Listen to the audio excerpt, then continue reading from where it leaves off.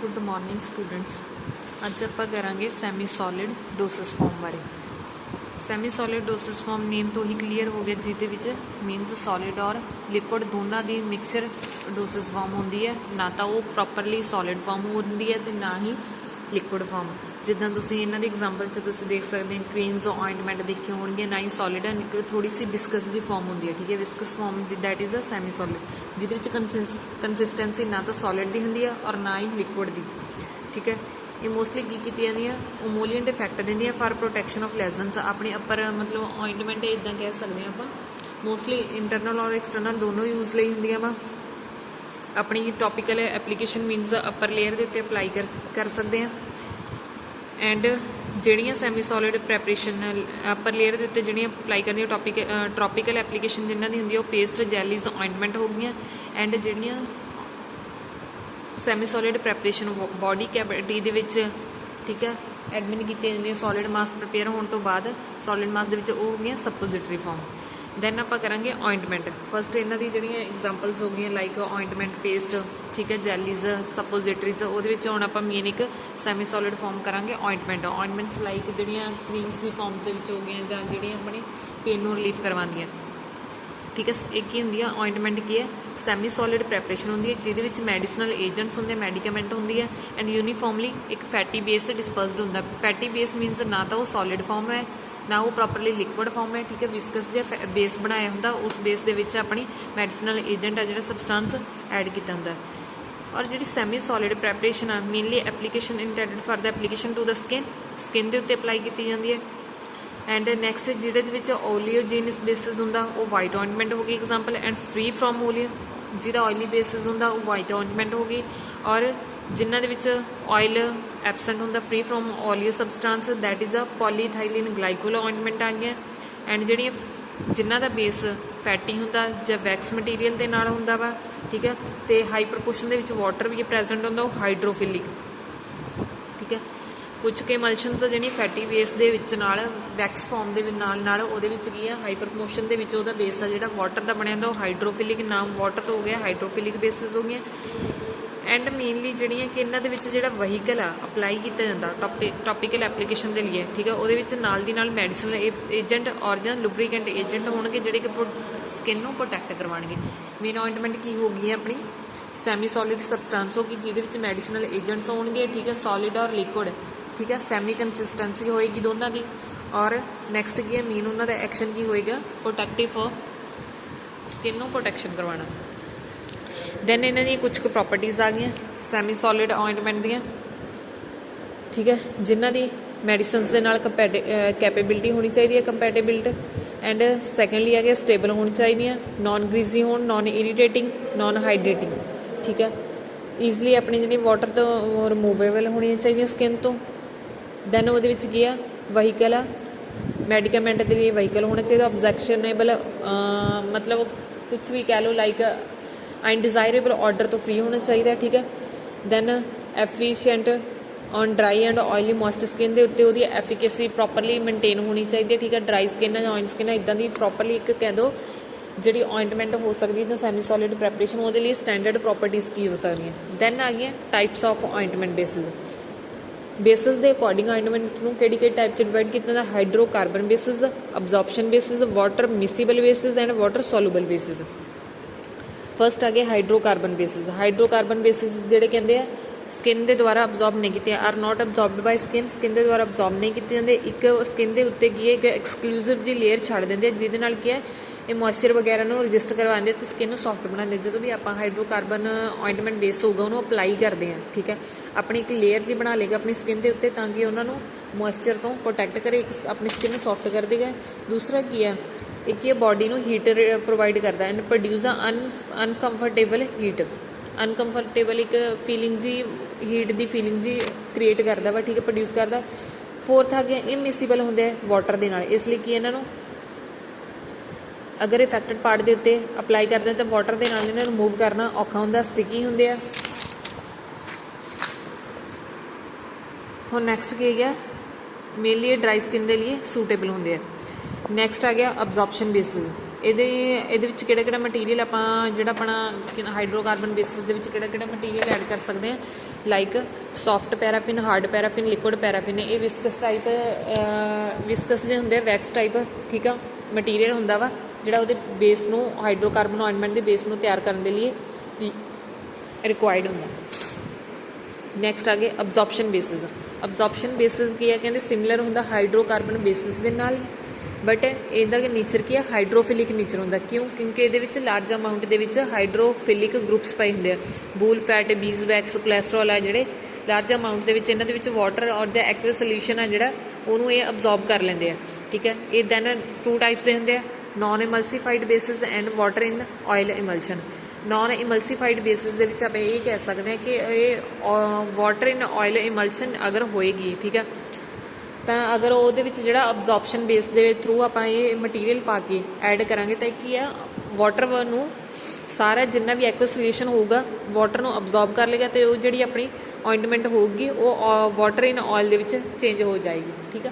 ਮੰਨ ਲਓ ਆਪਾਂ ਬੇਸ ਤਾਂ ਹਾਈਡਰੋਕਾਰਬਨ ਬੇਸ ਤਾਂ ਇੱਦਾਂ ਹੀ ਤਿਆਰ ਕੀਤਾ ਸੀ ਕਿ ਆਪਾਂ ਉਹਦੇ ਵਿੱਚ ਆਪਣਾ ਜਿਹੜਾ ਮੇਨ ਮਟੀਰੀਅਲ ਹੋਵੇ, ਆਪਣਾ ਜਿਹੜਾ ਮੇਨ ਇਮਲਸ਼ਨ ਹੋਵੇ ਉਹ ਆਇਲ ਇਨ ਵਾਟਰ ਦੀ ਫਾਰਮ ਦੇ ਵਿੱਚ ਹੋਵੇ, ਠੀਕ ਹੈ। ਮਤਲਬ ਵਾਟਰ ਇਮੀਡੀਏਟ ਜ਼ਿਆਦਾ ਹੋਏਗਾ, ਠੀਕ ਹੈ, ਇੱਦਾਂ ਤਿਆਰ ਕੀਤੀ। ਬਟ ਜਦੋਂ ਉਹਦੇ ਵਿੱਚ ਅਬਜ਼ੌਰਪਸ਼ਨ ਬੇਸਿਸ ਲਾਈਕ ਕੋਲੈਸਟਰੋਲ ਵਗੈਰਾ, ਬੀਜ਼ ਵੈਕਸ ਵਗੈਰਾ ਇਹ ਐਡ ਕਰਤੇ ਤਾਂ ਜਿਹੜਾ ਇਹ ਆਪਣੀ ਇਮਲਸ਼ਨ ਹੈ ਇਹਨੇ ਸਾਰੀ ਵਾਟਰ ਨੂੰ ਅਬਜ਼ੌਰਬ ਕਰਕੇ ਤਾਂ ਜ਼ਿਆਦਾ ਅਮਾਊਂਟ ਦੇ ਵਿੱਚ ਕੀ ਬਚ ਗਿਆ ਆਪਣੇ ਕੋਲ, ਆਇਲ, ਤਾਂ ਇਹ ਵਾਟਰ ਇਨ ਆਇਲ 'ਚ ਚੇਂਜ ਹੋ ਜਾਏਗੀ, ਠੀਕ ਹੈ। ਉਸ ਤੋਂ ਬਾਅਦ ਨਾਮ ਤੋਂ ਹੀ ਕਲੀਅਰ ਹੈ, water in oil ਇਮਲਸ਼ਨ। Water in oil ਇਮਲਸ਼ਨ ਦੇ ਵਿੱਚ ਹਾਈਡਰੋਕਾਰਬਨ ਬੇਸਿਸ ਐਡ ਕਰ ਦਿੱਤੇ ਜਾਣਗੇ, ਠੀਕ ਹੈ, ਉਹਨਾਂ ਦੀਆਂ ਪ੍ਰੋਪਰਟੀਜ਼ ਸੇਮ ਹੋ ਜਾਣਗੀਆਂ। ਜਿੱਦਾਂ ਵਾਟਰ ਇਨ ਆਇਲ ਦੇ ਵਿੱਚ ਆਲਰੇਡੀ ਕਲੀਅਰ ਹੀ ਹੈ, ਅਗਰ ਹਾਈਡਰੋਕਾਰਬਨ ਦੀ ਅਬਜ਼ੌਰਪਸ਼ਨ ਬੇਸਿਸ ਐਡ ਕਰ ਦਾਂਗੇ ਤਾਂ ਉਹ ਸਾਰੇ ਵਾਟਰ ਨੂੰ ਅਬਜ਼ੌਰਬ ਕਰ ਲੈਣਗੇ, ਉਹ ਇਮਲਸ਼ਨ ਉਹ ਐਜ਼ ਇਟ ਇਜ਼ ਹੀ ਰਹੇਗੀ। ਨਾਲ ਇਹਨਾਂ ਦੀ ਇੱਕ ਦੋ ਐਗਜ਼ਾਮਪਲ ਦਿੱਤੀਆਂ। ਥਰਡ ਟਾਈਪ ਆਏਗੀ ਵਾਟਰ ਮਿਸੀਬਲ ਬੇਸਿਸ। ਮਿਸੀਬਲ ਨਾਮ ਤੋਂ ਕਲੀਅਰ ਹੈ, ਜੋ ਆਪਸ 'ਚ ਮਿਸੀਬਲ ਹੋਣਗੇ। ਅਬਜ਼ੌਰਪਸ਼ਨ ਬੇਸਿਸ ਦਾ ਹਾਈਡਰੋਫਿਲਿਕ ਨੇਚਰ ਹੁੰਦਾ ਵਾ, ਠੀਕ ਹੈ, ਬਟ ਜਦੋਂ ਕਹਿੰਦੇ ਉਹਦੇ ਵਿੱਚ ਲਾਰਜ ਕੁਆਂਟਿਟੀ ਦੇ ਵਿੱਚ ਇਮਲਸੀਫਾਈਂਗ, ਲਾਰਜ ਕੁਆਂਟਿਟੀ ਦੇ ਵਿੱਚ ਜਿਹੜਾ ਵਾਟਰ ਐਡ ਹੁੰਦਾ ਵਾ ਉਹਨੂੰ ਉਹ ਅਬਜ਼ੌਰਬ ਕਰ ਲੈਂਦੇ ਆ, ਠੀਕ ਹੈ। ਅਤੇ ਉਹਦੇ ਨਾਲ ਕੀ ਆ, ਉਹ ਜਿਹੜੇ ਇਮਿਸੀਬਿਲਿਟੀ ਜੀ ਸ਼ੋਅ ਕਰਵਾਉਂਦੇ। ਕਿਉਂਕਿ ਜਿਹੜੇ ਹਾਈਡਰੋਕਾਰਬਨ ਬੇਸਿਸ ਹੁੰਦੇ ਆ ਉਹ ਆਪਸ ਦੇ ਵਿੱਚ ਜਿਹੜਾ ਉਹਦੇ ਵਿੱਚ ਵਾਟਰ ਪ੍ਰੈਜ਼ੈਂਟ ਹੁੰਦਾ ਆਪਣੀ ਇਮਲਸ਼ਨ ਦੇ ਵਿੱਚ, ਇਮਲਸੀਫਾਈਂਗ ਏਜੰਟ ਦੇ ਵਿੱਚ ਲਾਰਜ ਕੁਆਂਟਿਟੀ ਦੇ ਵਿੱਚ ਵਾਟਰ ਪ੍ਰੈਜ਼ੈਂਟ ਆ, ਉਹਨੂੰ ਹਾਈਡਰੋਫਿਲਿਕ ਨੇਚਰ ਹੋਣ ਕਰਕੇ ਅਬਜ਼ੌਰਬ ਕਰ ਲੈਣਗੇ। ਕਿਉਂਕਿ ਜ਼ਿਆਦਾ ਅਮਾਊਂਟ ਦੇ ਵਿੱਚ ਵਾਟਰ ਤੇ ਉਹ ਕੀ ਹੈ, ਇਮਿਸੀਬਿਲਿਟੀ ਜੀ ਸ਼ੋਅ ਕਰਵਾਉਣਗੇ, ਕਿਉਂਕਿ ਵਾਟਰ ਤਾਂ ਸਾਰਾ ਅਬਜ਼ੌਰਬ ਕਰ ਲਿਆ, ਪਿੱਛੇ ਕੀ ਬਚ ਗਿਆ,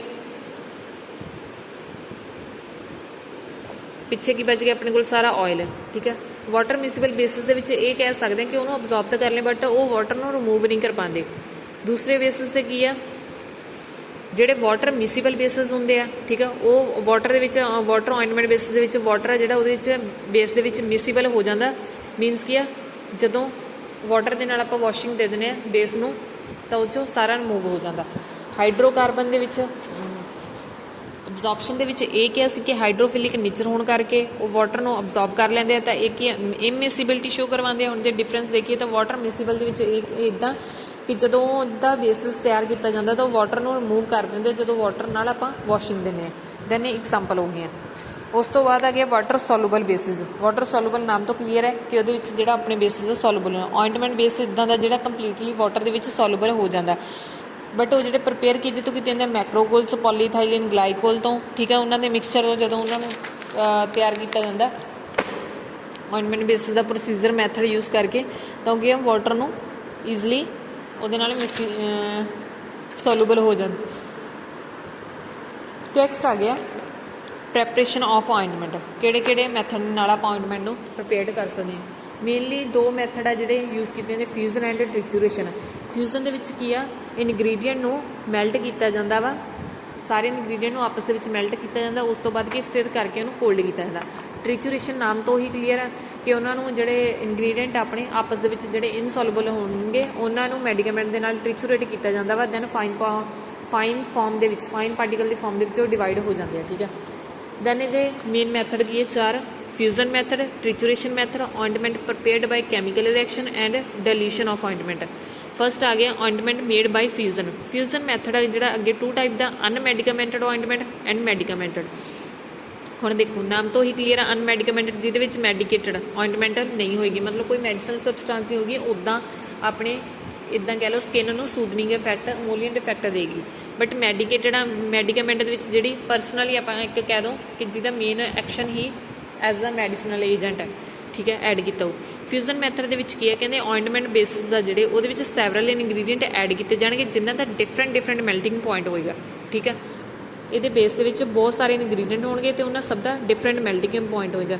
ਬਟ ਇਹ ਪ੍ਰੋਸੈਸ ਦਾ ਮੇਨ ਫਿਊਜ਼ਨ ਮੈਥਡ ਨੂੰ ਯਾਦ ਰੱਖੋ, ਮੇਨ ਪ੍ਰੋਸੈਸ ਦਾ ਕਿ ਹੁਣ ਅਨਮੈਡੀਕੇਟਡ ਹੈ, ਇਹਦੇ ਵਿੱਚ ਕੋਈ ਉਹ ਤਾਂ ਹੋਏਗੀ ਨਹੀਂ, ਠੀਕ ਹੈ, ਮੈਡੀਕੇਟਡ ਸਬਸਟੈਂਸ ਨਹੀਂ ਹੋਏਗੀ। ਅਤੇ ਜਿਹਦਾ ਸਭ ਤੋਂ ਜ਼ਿਆਦਾ ਮੈਲਟਿੰਗ ਪੁਆਇੰਟ ਹੈ ਪਹਿਲਾਂ ਉਹਨੂੰ ਮੈਲਟ ਕਰਨਾ ਹਾਈਐਸਟ, ਇਹ ਪ੍ਰੋਸੈਸ ਦਾ ਮੇਨ ਮੈਥਡ ਫਿਊਜ਼ਨ ਕਿ ਹਾਈਐਸਟ ਵਾਲੇ ਨੂੰ ਸਭ ਤੋਂ ਪਹਿਲਾਂ ਮੈਲਟ ਕਰਨਾ, ਉਸ ਤੋਂ ਬਾਅਦ ਲੋਐਸਟ ਵਾਲੇ ਨੂੰ ਸਭ ਤੋਂ ਲਾਸਟ। ਦੈਨ ਡਿਸੈਂਡਿੰਗ ਆਰਡਰ ਦੇ ਵਿੱਚ ਸਾਰੇ ਇਨਗਰੀਡੀਐਂਟ ਨੂੰ ਅਲੱਗ-ਅਲੱਗ, ਅਗਰ ਆਪਣੇ ਕੋਲ 2 ਆ ਜਾਂ 3 ਆ, ਉਹਨਾਂ ਇਨਗਰੀਡੀਐਂਟ ਨੂੰ ਡਿਸੈਂਡਿੰਗ ਆਰਡਰ ਦੇ ਵਿੱਚ ਉਹਨਾਂ ਦੇ ਮੈਲਟਿੰਗ ਪੁਆਇੰਟ ਦੇ ਅਕੋਰਡਿੰਗ ਉਹਨਾਂ ਨੂੰ ਡਾਇਲਿਊਟ ਕਰੀ ਜਾਣਾ, ਠੀਕ ਹੈ, ਇੱਕ ਦੂਜੇ ਦੇ ਵਿੱਚ ਐਡ ਕਰੀ ਜਾਣਾ, ਹੀਟ ਕਰ ਲੈਣਾ। ਦੈਨ ਹੀਟ ਕਰਨ ਤੋਂ ਬਾਅਦ ਸਟੇਅਰ ਕਰੀ ਜਾਣਾ, ਠੀਕ ਹੈ। ਪਹਿਲਾਂ ਸਭ ਤੋਂ ਹਾਈਐਸਟ ਮੈਲਟਿੰਗ ਪੁਆਇੰਟ ਵਾਲਾ ਐਡ ਕਰ ਲਿਆ, ਉਹਨੂੰ ਮੈਲਟ ਕਰ ਲਿਆ, ਲਿਕੁਇਡ ਫਾਰਮ 'ਚ ਆ ਗਿਆ, ਫਿਰ ਉਸ ਤੋਂ ਘੱਟ ਵਾਲਾ, ਠੀਕ ਹੈ, ਉਸ ਤੋਂ ਘੱਟ ਵਾਲਾ ਇੱਦਾਂ ਮੈਲਟ ਕਰਦੇ ਸਟੇਅਰ ਕਰਕੇ ਉਹਨੂੰ ਕੂਲ ਕਰ ਲੈਣਾ। ਅਤੇ ਦੈਨ ਕਿ ਉਹ ਬੇਸ ਦੇ ਵਿੱਚ ਜਦੋਂ ਐਡ ਕਰੀ ਜਾਵਾਂਗੇ ਤਾਂ ਆਪਣੀ ਆਇੰਟਮੈਂਟ ਪ੍ਰਪੇਅਰ ਹੋ ਜਾਏਗੀ, ਜਿੱਦਾਂ ਪੈਰਾਫਿਨ ਆਇੰਟਮੈਂਟ ਦਿੱਤੀ ਗਈ ਹੋਈ ਹੈ, ਠੀਕ ਹੈ। ਇਹਨਾਂ ਦੇ ਆ 3-4 ਜਿਹੜੇ ਇਨਗਰੀਡੀਐਂਟ ਇਹਦੇ ਵਿੱਚ ਐਡ ਹੁੰਦੇ ਉਹਨਾਂ ਨੂੰ ਦੱਸਿਆ, ਇਹਨਾਂ ਨੂੰ ਮੈਲਟਿੰਗ ਪੁਆਇੰਟ ਦੇ ਅਕੋਰਡਿੰਗ ਇੱਕ ਦੂਜੇ 'ਚ ਐਡ ਕਰਨ ਤੋਂ ਬਾਅਦ ਕੂਲ ਕਰ ਲੈਣਾ, ਆਪਣੀ ਆਇੰਟਮੈਂਟ ਆ ਜਿਹੜੀ ਤਿਆਰ ਹੋ ਜਾਏਗੀ।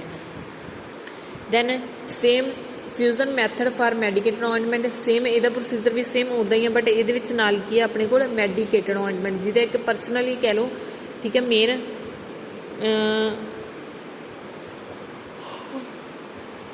Main as a medicinal agent ਜਿਹਦਾ ਐਕਸ਼ਨ ਹੋਏਗਾ, ਠੀਕ ਹੈ। ਦੈਨ ਆ ਇਹਦੀ ਐਗਜ਼ਾਮਪਲ ਆ ਗਈ ਸੈਲੀਸਿਲਿਕ ਐਸਿਡ ਆਇੰਟਮੈਂਟ, ਠੀਕ ਹੈ।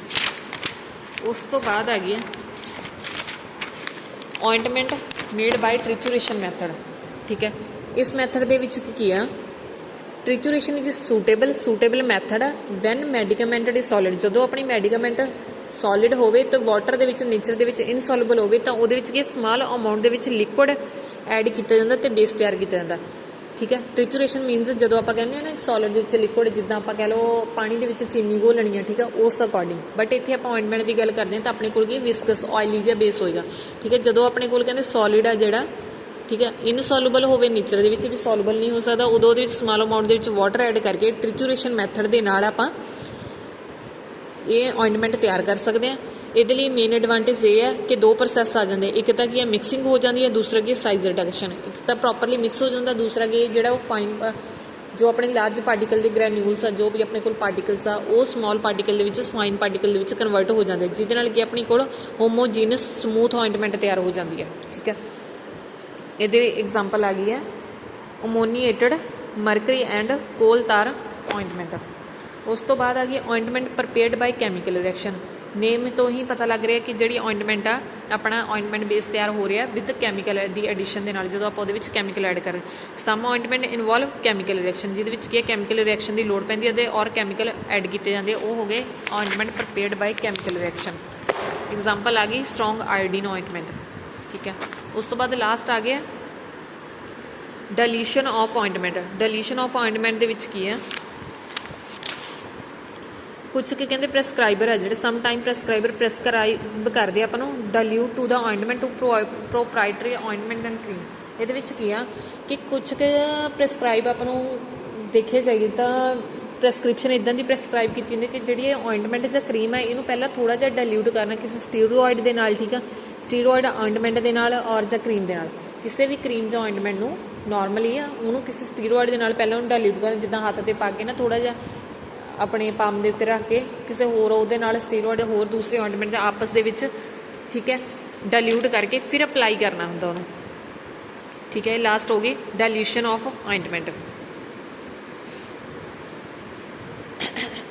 ਓਕੇ, ਮੇਨਲੀ ਆਪਾਂ ਸੈਮੀ ਸੋਲਿਡ ਦੀ ਡੈਫੀਨੇਸ਼ਨ ਰੀਡ ਕੀਤੀ ਹੈ, ਫਿਰ ਆਪਾਂ ਆਇੰਟਮੈਂਟ ਦੀ ਡੈਫੀਨੇਸ਼ਨ, ਫਿਰ ਕਿਹੜੇ ਟਾਈਪ ਦੇ ਨਾਲ ਕਿਹੜੇ ਬੇਸ ਆ ਆਇੰਟਮੈਂਟ ਦੇ, hydrocarbon, ਅਬਜ਼ੋਰਪਸ਼ਨ, water ਮਿਸਿਬਲ and water soluble. ਉਸ ਤੋਂ ਬਾਅਦ ਆ ਗਏ ਆਇੰਟਮੈਂਟ ਦੇ ਮੈਥਡਸ ਕੀ ਹੈ, ਕਿਹੜੇ ਟਾਈਪ ਮੈਥਡਸ ਨਾਲ ਆਪਾਂ ਆਇੰਟਮੈਂਟ ਪ੍ਰਪੇਅਰ ਕਰ ਸਕਦੇ ਹਾਂ, ਠੀਕ ਹੈ।